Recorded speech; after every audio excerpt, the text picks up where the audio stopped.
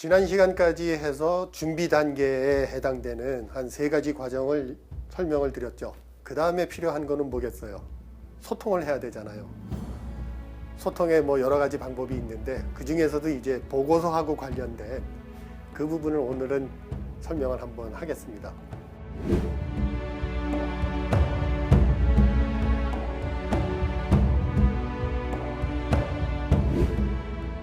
옛날에 비하면은 소통을 할 수 있는 도구는 엄청 많아졌죠. 예전에야 우리가 소통한다고 하면은 보고서 쓰든가 종이에 대면 보고를 하든가 했었죠.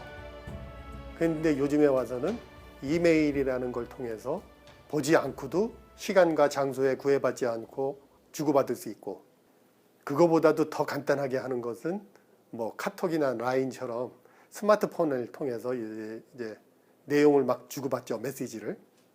문제는 스마트폰에서 주고받는 거로 갈수록 이제 문장의 길이가 짧아지죠.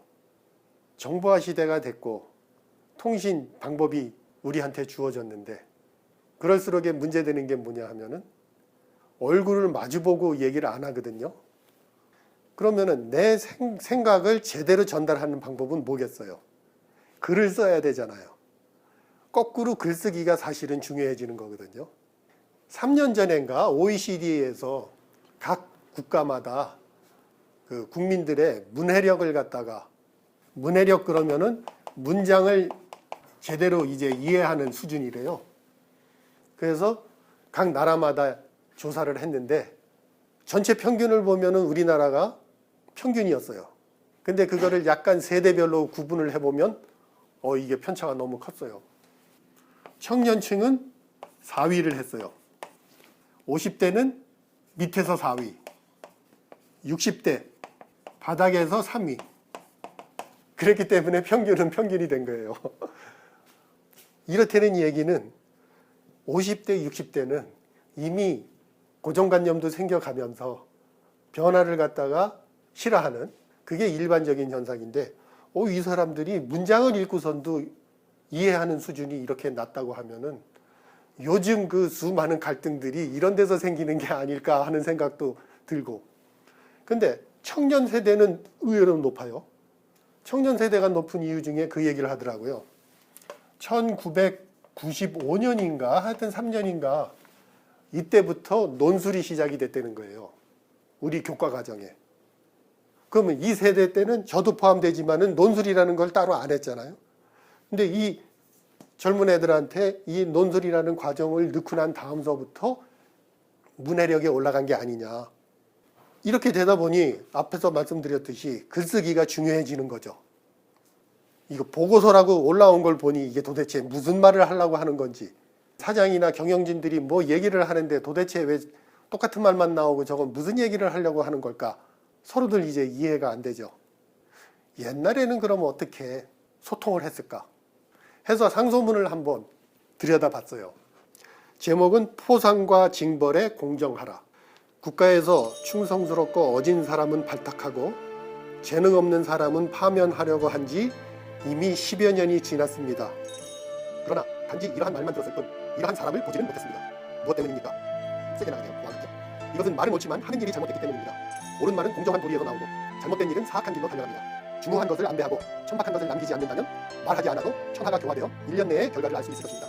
공정한 말만 있고 공정한 행동은 없어 아끼는 사람에 대해서는 그의 악행을 모른 척하고 싫어하는 사람에 대해서는 그의 우수한 점을 잊고 오직 개인적인 은혜와 원망으로부터 출발하여 간사하고 아첨하는 소인을 가까이 하며 공정한 원칙을 등지고 충직하고 어진 사람을 멀리한다면 새벽부터 밤늦게까지 게으르지 않고 몸과 마음을 수고롭게 하면서 나라를 다스려도 성공할 수 없습니다. 읽어보니까 상당히 강도도 있고 전하려고 하는 내용이 명확한 것 같아요.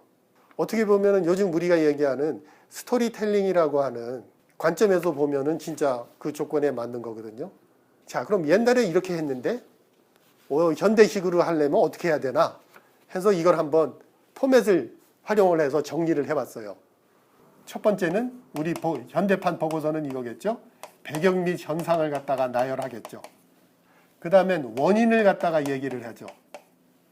그 원인에 대한 분석을 갖다가 얘기를 하죠. 그 다음에 대안을 제시합니다. 그렇게 했을 때 효과가 무엇인지 1년 안에 나타난다 그랬죠. 그 다음에 안 했을 때 손실과 악영향에 대해서 이렇게 정리를 할 수가 있거든요.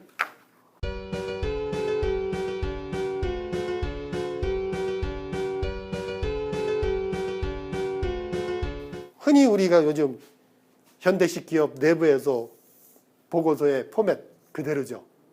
그래서 저는 이걸 보면서 느꼈던 게 뭐냐면은 결국 예나 지금이나 육하 원칙이죠. OW1H라고 우리가 얘기하는 육하 원칙에 근거해서 논리적으로 설명을 하고 글을 쓰는 것이 의사소통을 하는 데 있어서 가장 기본이다. 여러분들이 운영하고 있는 그 회사마다 소통에 문제가 있을 때 우선 이러한 것도 한번 고민을 해보시기 바랍니다. 카톡으로만 주고받는 거는 단문이기 때문에 가뜩이나 문해력이 약한 우리나라 현실에서 오해 소지가 더 커집니다. 없는 문제를 만들어낼 수가 있겠죠.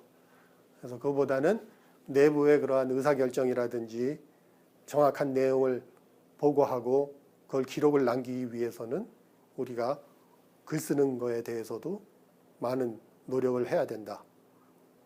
어렵지 않잖아요. 육하 원칙에 의해서 해라. 정 안 될 때는 보고서 포맷을 정하는 거예요. 딱 해서 여기에 빈칸들 해갖고 요거대로 채워갖고 와라. 기획부서로 올라가게 되면은 이 내용이 똑같은 내용이지만 줄어듭니다. 한 페이지짜리가 반 페이지로 줄어들든가 해야 아주 높은 고위층에 보고할 때 진짜 핵심 키워드만 보고하는 걸로도 의사소통이 되는 거거든요. 아주 뭐 중요한 거라고 해서 높은 사람한테 몇십 장의 보고서를 들고 가서 설명을 한다는 거는 그거는 안 하니만 못하겠죠. 줄이려면은 결국은 이 원칙에 충실한 다음에 진짜 필요한 말들만 압축을 해서 요약을 하는 원페이지 보고서 쓰는 법도 또 한동안 유행했죠. 그 원페이지 보고서 쓰는 법이 결국은 이 방법입니다. 의사소통을 원활하게 하기 위해서는 여러 가지 중에 우선 첫 번째 돈 안 들이고 할 수 있는 것, 보고서 쓰기, 글쓰기를 갖다가 제대로 하자. 그것을 한번 실천해 보시기 바랍니다.